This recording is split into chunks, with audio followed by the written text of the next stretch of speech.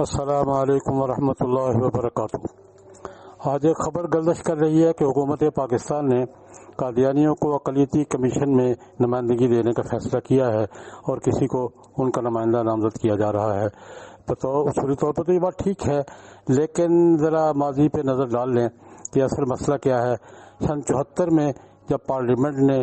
دستوری ترمیم کے ذریعے قادیانیوں کو غیر مسلم اقلیتوں میں شمار کیا تھا تو اس وقت کے وزیر اعظم جناب ذوالفقار علی بھٹو مرحوم نے اس بات کا اہتمام بھی کیا تھا کہ ایک قادیانی کو قومی اسمبلی میں اور ایک کو پنجاب اسمبلی میں رکن منتخب کروایا تھا ان کی نمائندگی کے لیے، اور قادیانیوں نے انکار کر دیا تھا کہ وہ اپنی دستور کی طے کردہ حیثیت کو تسلیم نہیں کرتے، اس لیے وہ ان کے نمائندے نہیں ہیں۔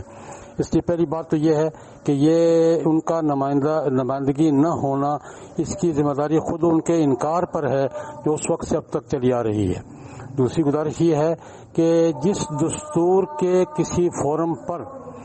قادیانیوں کو نمائندگی دی جا رہی ہے اس دستور کو تو وہ تسلیم نہیں کر رہے،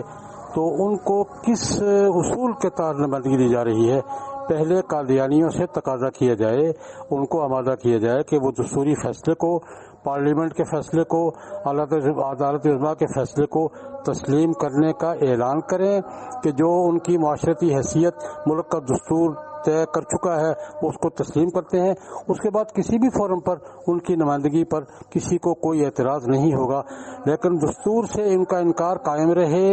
اور دستوری اداروں میں ان کی نمائندگی حکومت کی طرف سے کی جائے، یہ کنفیوژن بڑھانے والی بات ہوگی، معاملات کو بگاڑنے والی بات ہوگی اور مسئلے کو مزید پیچیدگی کی طرف لے جائے گی۔ حکومت پاکستان کو اس اقدام سے گریز کرنا چاہیے اور ان کو کسی بھی فورم میں نمائندگی سے پہلے ان کی حیثیت کا ان سے اعلان کرانا چاہیے۔ ہاں، اگر قادیانی اپنی حیثیت تسلیم کرتے ہیں دستور کے مطابق اور عدالت عظمیٰ کے فیصلے کے مطابق، تو ہمیں کسی بھی فورم پر اس حیثیت سے ان کی نمائندگی سے انکار نہیں ہوگا، لیکن کنفیوژن کی فضا میں، انکار کی فضا میں اور گو کی فضا میں یہ بات تسلیم نہیں کی جائے گی، اور حکومت کو اس سلسلے میں دینی حلقوں اور عوامی حلقوں کی